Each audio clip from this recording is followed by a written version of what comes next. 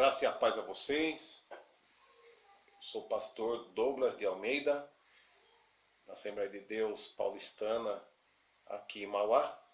E eu quero gravar esse vídeo, uma mensagem que Deus colocou no meu coração, para realmente abençoar a sua vida nesse tempo de crise, esse tempo de pandemia, e fazer com que essa mensagem vá até você. Antes, porém, quero pedir a você que nos ajude nesse ministério, nos ajude nesse chamado, e se inscrever no nosso canal, ative o sininho para que as notificações vá até você. Toda semana estaremos gravando mensagem para edificação da sua vida. E também compartilhe, faça com que essa mensagem chegue até outras pessoas. Dessa forma você estará sendo edificado, estará também abençoando o nosso ministério e ajudando a vida de outras pessoas. Se outras pessoas forem edificadas com essa palavra, você está cumprindo a grande comissão, que é o ID. Amém? Então, quero compartilhar com você uma palavra que se encontra em Êxodo capítulo 2, o verso 1, 2 e o verso 3. Êxodo 2, do 1 ao 3, que diz assim: um homem da tribo de Levi casou-se com uma descendente da mesma tribo. A mulher concebeu e deu à luz a um filho. Vendo que ele era formoso, escondeu-o por 3 meses. Não podendo, porém, mais escondê-lo por mais tempo, tomou um cesto de junco e o revestiu de betume e piche. Então pôs nele o menino e o largou dentre os juncos à beira do rio. Primeira coisa que nós podemos entender nesse texto: Deus não esquece das suas promessas. Deus não esquece das suas promessas. Se você tem alguma promessa de Deus para a sua vida, eu quero te dizer, Deus não se esqueceu.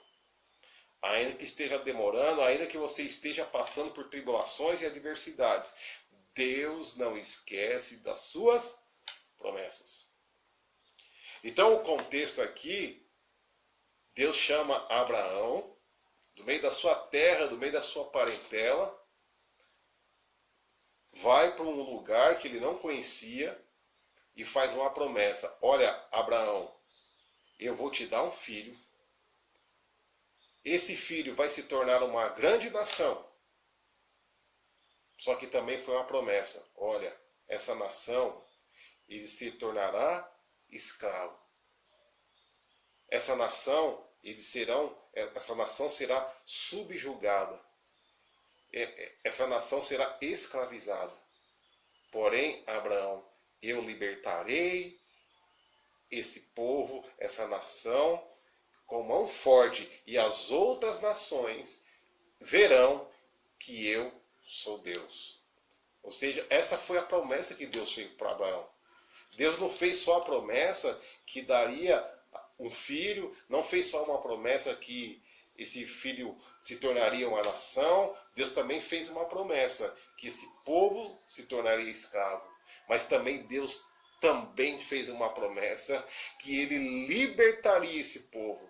Deus também fez uma promessa que a glória dele, o poder dele seria manifestado diante dessa circunstância e dessa situação. Não sei qual o tamanho do seu problema, não sei o tamanho da sua adversidade, não sei o tamanho da sua dificuldade, mas Deus tem promessa para a sua vida. Ele será glorificado, será adorado com esse problema que você está passando, porque existe promessa de solução, de restauração, de cura e de libertação para a sua vida. Amém? Então, diante disso, quando chega aqui no capítulo 2, parece que está acontecendo algo, do nada. Mas não, Deus tem projeto, Deus tem propósito. Porque o texto diz assim, olha, um homem da tribo de Levi casou-se com uma descendente da mesma tribo. A palavra Levi aqui significa unido, ligado. Levi remete ao compromisso com as pessoas. A palavra Levi está relacionada com aliança. E significa que, além de ressaltar a importância das atitudes tomadas conjuntamente. Então, a palavra Levi aqui remete justamente a isso. A aliança que Deus tinha feito com Abraão. Por isso que parece que não tem o destaque aqui do homem, do pai ou do marido, mas destaca que ele veio da linhagem de Levi, que ele veio da tribo de Levi. Ou seja, Deus faz questão de que Levi seja citado aqui nesse texto para fazer menção da promessa, da aliança que ele tinha com Abraão. Então, por isso que eu quero dizer, a primeira coisa, que Deus não esquece das suas promessas. Em algum momento, você precisa se lembrar das promessas que ele fez para a sua vida. Porque as promessas que ele tem para você não falham. Então, no momento da tribulação, da adversidade, você tem que buscar lembrar das promessas que ele fez para a sua vida. Porque essas promessas vai fazer você ficar firme, essas promessas vai fazer a sua fé não ser abalada. Então lembre das promessas que Deus fez para você, porque as suas promessas não falham. Deus não esquece das suas promessas. Então, quando o problema surgir, ou seja, quando o problema surgiu, se você estava com Deus, pode esperar que Ele dará a solução se você estiver com Ele. O que eu quero chamar a sua atenção? Se quando se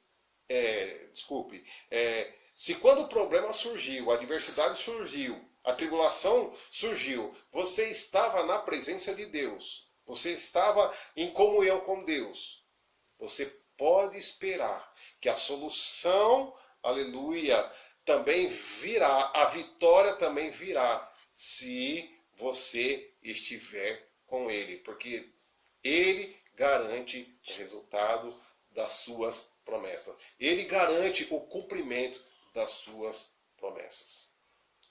Uma outra coisa que nós vemos nesse texto, no verso 1, é que fala o seguinte: um certo homem casou-se e teve um filho, ou seja, a esposa concebeu e teve um filho. Mas aqui podemos entender que a figura de um homem, como ela é importante, a figura do pai que é importante. Aqui está falando de um casal que se conheceu, um casal que se uniu, que teve relação sexual, que teve intimidade e gerou um filho, gerou uma criança. Então, podemos entender o quê? Que desse homem veio a identidade da criança. Veio o DNA da criança. Veio a origem da criança. Então isso fala do quê? De paternidade. E aqui eu quero fazer uma aplicação para nossas vidas nos dias de hoje. Paternidade espiritual. Nós precisamos valorizar as nossas origens. Nós precisamos valorizar a nossa história. Nós precisamos valorizar as pessoas que vieram antes de nós. Precisamos valorizar as pessoas que vieram antes. Precisamos valorizar a história das pessoas que vieram antes de nós. Precisamos aprender a honrar os nossos pais, porque eles vieram antes. Precisamos, como membros, honrar os nossos pastores. Como jovem, honrar os nossos velhos. Essa criança aqui, ele se tornou um líder de uma nação. Essa criança, ela se tornou alguém importante, alguém que marcou a história do povo, que é citado até nos dias de hoje. Mas da onde que ele veio? Da onde ele surgiu? Se ele não tivesse um pai. Então nós precisamos hoje valorizar as nossas origens. Se você é bem-sucedido hoje, alguém fez a base, alguém fez o alicerce, alguém fez a estrutura.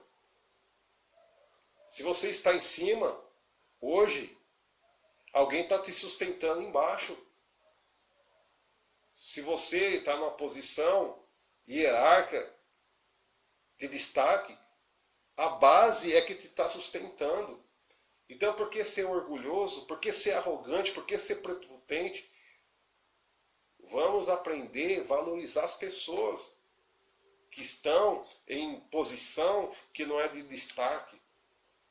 Então, eu acho muito interessante porque o autor não cita nem o nome aqui do pai.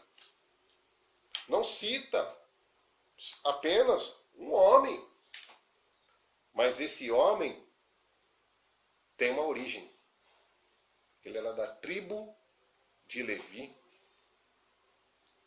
Esse homem tem uma história. Esse homem tem uma identidade. Esse homem tem uma família. E é isso que nós precisamos valorizar hoje. Sabe, mulher, respeite o seu marido por causa do sobrenome dele. Porque quando você casou, você passou a assinar o seu sobrenome. E hoje, ele fala, você não dá a mínima, mas ele te deu um sobrenome. Ele te deu um nome. Então, mulher, se você é respeitada na sociedade hoje, é por causa do seu marido. Isso não vai mudar. Essa questão não é de tradição, de ser conservador, mas quem dá o respeito, né? A mulher realmente que é respeitada por causa do marido. É assim ou não é? Se a mulher bonita que está andando em determinado lugar, ela é respeitada por quê? Por causa do marido. Porque se ela não for casada, geralmente os homens não respeitam. Ou por causa do pai. Veja que interessante. A mulher casada ou solteira. Se ela for solteira, ela é respeitada por causa do pai. Se ela for casada, é respeitada por causa do marido. E a gente precisa realmente valorizar esses princípios que estão se perdendo. Precisamos valorizar esses valores que estão sendo esquecidos, que estão sendo banalizados. Então, precisamos valorizar as nossas origens. Ser filho também. Respeite a origem do seu pai, da sua mãe, a história do seu pai, o legado dele. Você não precisa ser o que ele é, mas você precisa aprender a respeitar. E a segunda coisa aqui que nós vemos, verso 2. A mulher concebeu e deu à luz.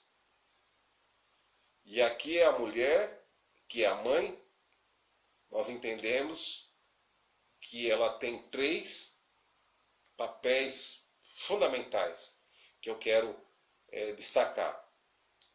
Primeiro, a mãe tem o papel de cuidar. E no contexto nosso de igreja, nosso contexto eclesiástico, o nosso contexto cristão, nós temos a necessidade de ser cuidado por alguém. E eu quero aproveitar e falar para você que se considera hoje um desigrejado, que não precisa de igreja, que não precisa congregar, que você pode cultuar na sua casa com a sua família, pode cultuar na sua casa porque você tem comunhão com Deus, porque você tem comunhão direta com Ele. Mas eu quero falar uma coisa. Todos nós precisamos de alguém que nos dê conselhos. Em algum momento da nossa vida, vamos precisar de alguém que nos dê uma direção. Alguém que realmente se preocupe conosco. Alguém que realmente se importa. Ou seja, é alguém mais experiente para nos dar direção. Alguém mais experiente para nos dar conselho. Então, o pastor não é aquele que vai ficar se intrometendo na sua vida. O pastor não é aquele que vai ficar te supervisionando, fiscalizando. Mas é aquele que vai realmente te dar uma orientação bíblica. Portanto, quando eu iniciei o seminário, quando eu comecei o estudo teológico, né, na primeira aula que o professor nos abordou, aquela questão, né, você pastor, você pastor, você pastor, uma coisa que ele falou que marcou minha vida até hoje. O professor falou assim: você está aqui por quê? Você quer ser pastor por status? Porque você, se for por status, você vai ser o pastor mais infeliz da face da terra. Agora, sem menosprezar, se Deus tiver um propósito para que você seja ajudante, faxineiro, ou alguma, mas você vai ser o ajudante ou faxineiro mais feliz da face da terra. Então, descubra para que Deus te chamou. Essa foi uma coisa que ele falou que me marcou. A segunda, você não está aqui para aprender a dar a sua opinião. Você está aqui para aprender o que a Bíblia diz e dar orientação bíblica para a vida das pessoas. Então, até hoje, isso que eu aplico no meu ministério e no meu chamado. Eu digo para as pessoas o que a Bíblia diz. Agora, o que elas vão fazer é com elas. Agora, por isso você precisa de um pastor para te dar uma direção bíblica. Isso que é o cuidado pastoral. Você precisa saber o que a Bíblia diz para você tomar decisões. É ser guiado pela palavra. Então, essa é a função pastoral. Então, se você não tem um pastor, é complicado. E se você tem, às vezes, um chamado, é importante que você pastoreie outros, que você dê direção para a vida de outros. A segunda coisa, que é o aspecto da mãe aqui, é de ensinar a falar. A segunda tarefa importante para a mãe é ensinar a criança a falar. Ou seja, nós precisamos também de um professor. Alguém que nos ensine os fundamentos da fé. Alguém que nos ensine a conhecer a Deus. Alguém que nos ensine a ouvir a voz de Deus. É como Samuel. Samuel não identificava a voz de Deus e ele foi até Eli. E Eli orientou: olha, se chamar de novo, você diz assim: fala, Senhor, que o teu servo ouve. Então nós precisamos de professores, de professor para nos ensinar os princípios da fé cristã, nos ensinar a orar, nos ensinar a caminhar com Deus. Esses são os princípios da fé cristã. Nós precisamos realmente de professor. Nós precisamos realmente de conhecer a palavra de Deus, de manusear a palavra de Deus. Olha que interessante. Então, no primeiro momento, você precisa de um pastor para que ele te dê uma direção bíblica. No segundo momento, você precisa de um professor para te ensinar a Bíblia. E no terceiro aspecto, a terceira função da mãe aqui, ensina a criança a andar. O que significa isso? Nós precisamos ter um mentor. Precisamos de alguém que nos seja referência, alguém que seja modelo. E Paulo ele vai falar muito claro a respeito disso. E eu gostei até de uma referência aqui que ele fala em Filipenses 3, o verso 17. Diz assim: